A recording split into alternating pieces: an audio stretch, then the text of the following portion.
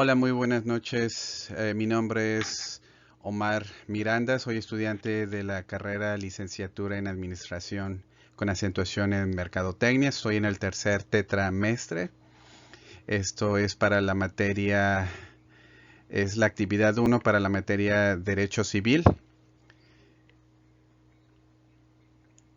Comencemos. Bueno, una pequeña introducción rápida a este capítulo. Bueno, vamos a basarnos en el Código Civil del Estado de Nuevo León.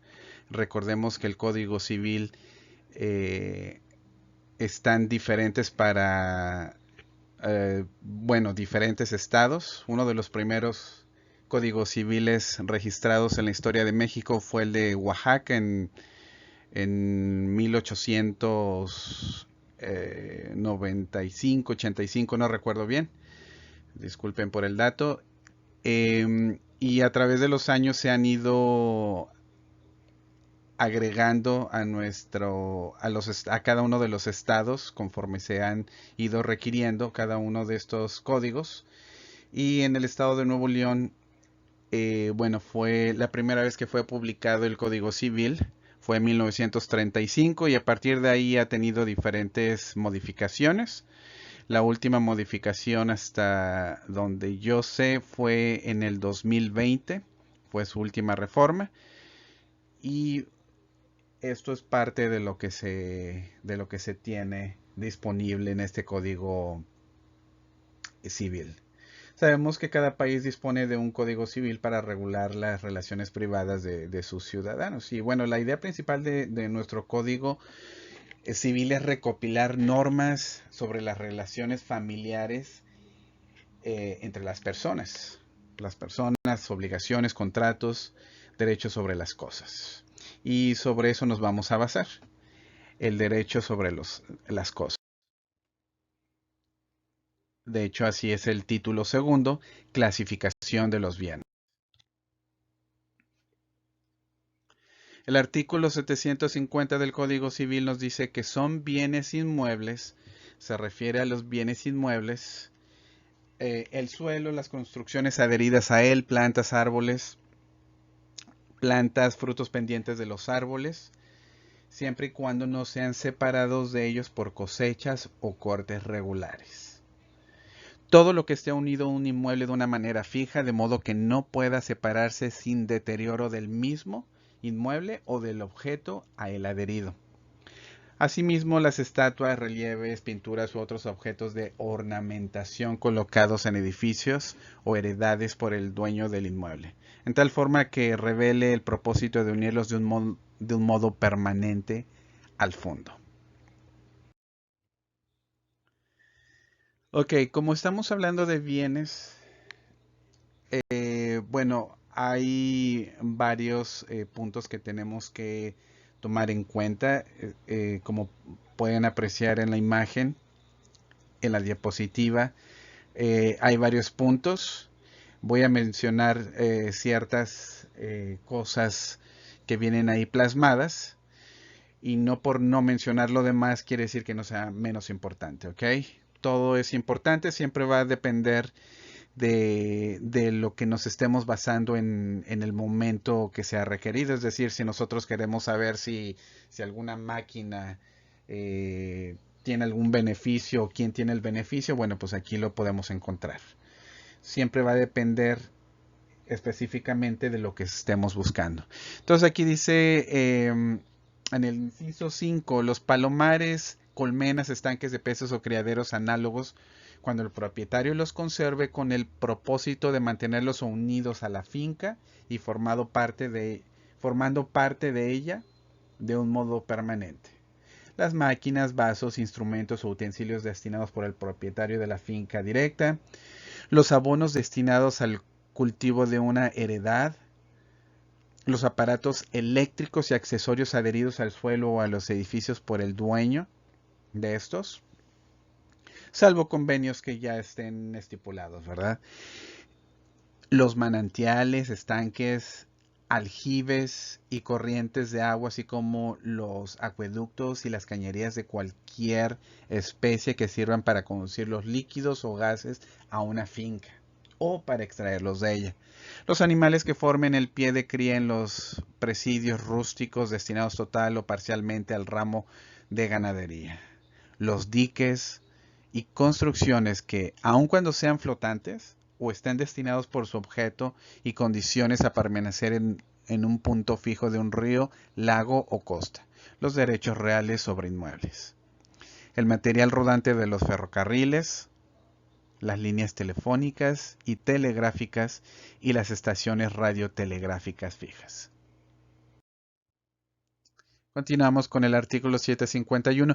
Los bienes inmuebles por su naturaleza que se hayan considerado como inmuebles previamente, conforme a lo dispuesto en varias fracciones del artículo anterior, recobrarán su calidad de muebles cuando el mismo dueño los separe del edificio, salvo el caso de que en el valor de este se haya computado el de aquellos para constituir algún derecho real a favor de un tercero. Ok, aquí venimos sobre el capítulo 2 de los bienes inmuebles. También nos dice que en el artículo 752 los bienes son muebles por naturaleza o por disposición de la ley. Son muebles por su naturaleza. Los cuerpos que pueden trasladarse de un lugar a otro ya se muevan por sí mismos, ya por efecto de una fuerza exterior. El 754 nos dice que son bienes muebles por determinación de la ley. Las obligaciones y los derechos o acciones que tienen por objeto cosas, muebles o cantidades exigibles en virtud de acción personal. El 755 nos dije, por igual razón se reputan muebles las acciones que cada socio tiene en las asociaciones o sociedades, aun cuando éstas pertenezcan a algunos bienes inmuebles. Las embarcaciones de todo género son bienes inmuebles. Los materiales procedentes de la demolición de un edificio y los que se hubieren acopiado para repararlo para construir uno nuevo serán muebles mientras no se hayan empleado en la fabricación. Los derechos de autor se consideran bienes muebles. En general, son bienes muebles todos los demás no considerados por la ley como inmuebles. En el capítulo 3, de los bienes considerados según las personas a quienes pertenecen. Aquí nos está diciendo que los bienes son de dominio del poder público o de propiedad de los particulares. Son bienes de dominio del poder público los que pertenecen a la federación, a los estados o a los municipios. Los bienes de dominio del poder público se regirán por las disposiciones de este código en cuanto no esté determinado por leyes especiales. Los bienes de dominio del poder público se dividen en bienes de uso común, bienes destinados a un servicio público y bienes propios. Los bienes de uso común son inalienables e imprescindibles. Imprescriptibles. Pueden aprovecharse de ellos todos los habitantes, con las restricciones establecidas por la ley.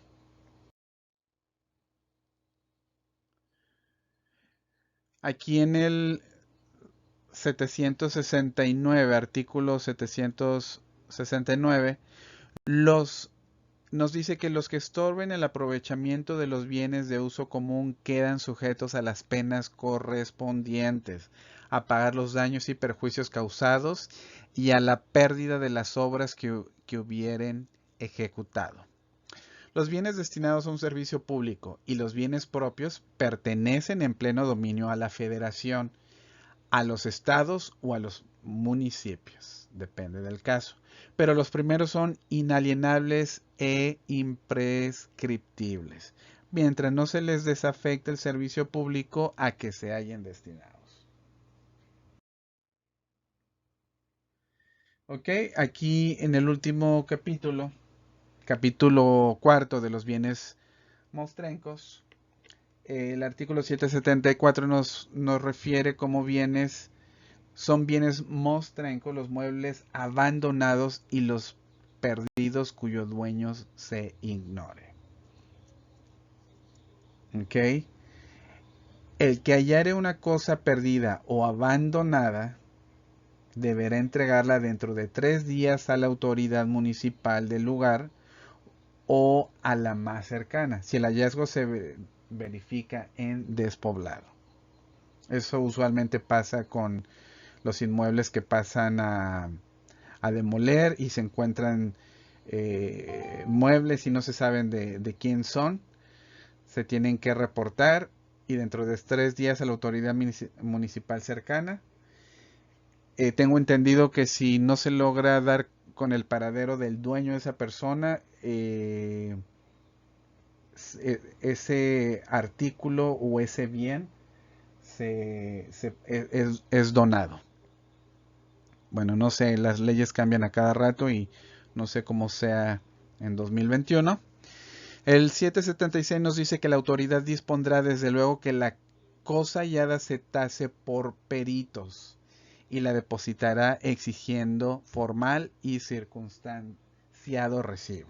¿Okay? Sí debe de haber un registro del artículo que se tiene. Cualquiera que sea el valor de la casa, se fijarán avisos durante un mes de 7 en 7 días en los lugares públicos de la cabecera del municipio, anunciándose que al vencimiento del plazo se rematará la cosa si no se presentare reclamante. Si la cosa hallada fuere de las que no pueden conservarse, la autoridad dispondrá desde luego su venta y mandará depositar el precio. Lo mismo se hará cuando la conservación de la cosa pueda ocasionar gastos que no estén en relación con su valor. A todo esto se refieren los bienes mostrados.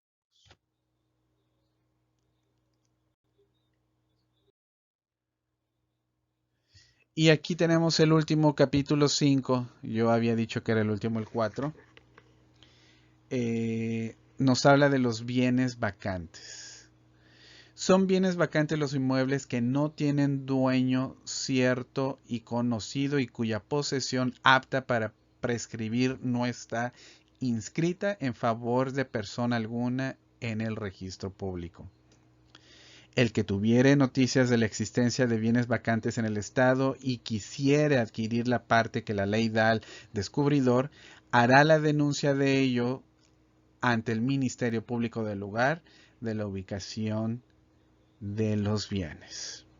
Esto me recuerda a un caso que hubo en Estados Unidos donde demolieron un edificio del gobierno y uno de los trabajadores encargados de la obra de la demolición encontraron un automóvil, el puro cascarón, el puro, ¿cómo se dice? El chasis, que es la estructura del carro de un Shelby Cobra.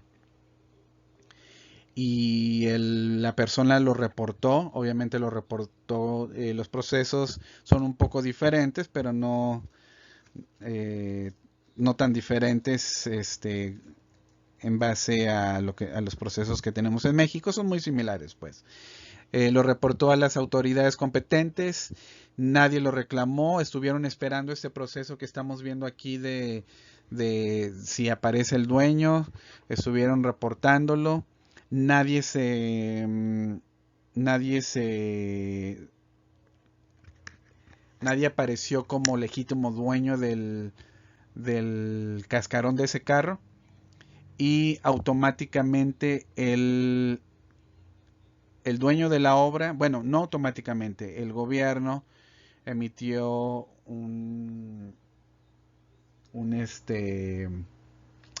no sé cómo decir, un decreto o simplemente le dijeron, ¿sabes qué? Ese carro no le pertenece a nadie, no hay dueño, tú puedes hacer de él lo que quieras.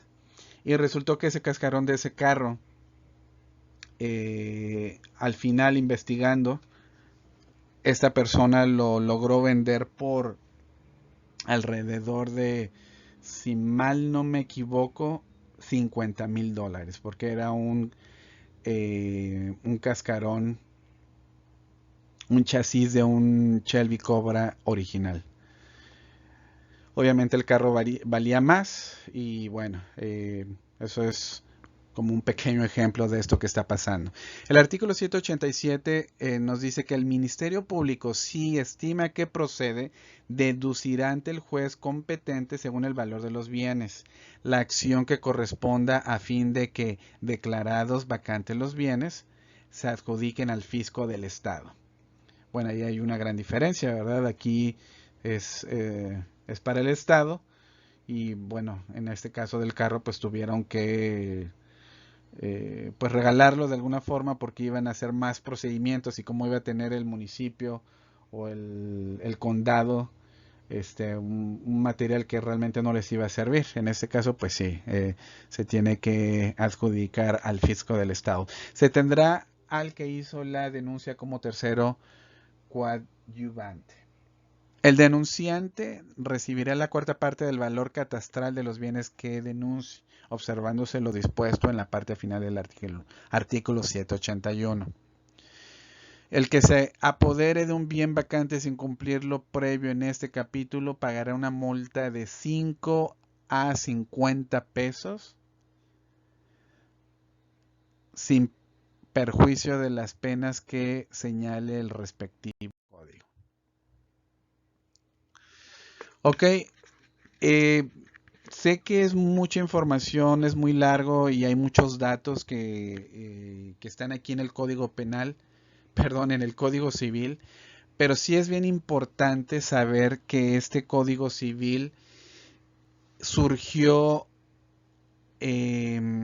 gracias a, como les comentaba al principio, el primer Código Civil establecido en México fue el de Oaxaca, que fue después de que hubo esta emancipación de México y independencia y todo eso. Bueno, éramos libres, pero no había como que un código ético civil que seguir de cómo tratarnos entre los individuos, y este código salió gracias a eso. Hay varios estados que cuentan con un código civil individual para cada estado. Nuevo León no es la excepción. Y si en algún momento tenemos alguna duda acerca de cómo proceder durante una proceso o alguna actividad, algún proceso jurídico entre personas morales o físicas, aquí podemos encontrar muchas de las respuestas. Este Código Civil está disponible para cada uno de los ciudadanos de Nuevo León. Lo pueden encontrar también en la página de la CNDH. De hecho, ahí pueden encontrar varios códigos civiles, pero este específicamente pues lo pueden encontrar aquí en el gobierno del estado de Nuevo León. Bueno, con base al capítulo segundo del Código Civil, llegué a la conclusión de que este código tiene una función fundamental a la hora de regular las relaciones privadas de los sujetos de derechos. Acuérdense que esto es para las relaciones entre individuos. Cada uno de los individuos en este país tenemos derechos y obligaciones que debemos acatar y de cumplir conforme a lo establecido.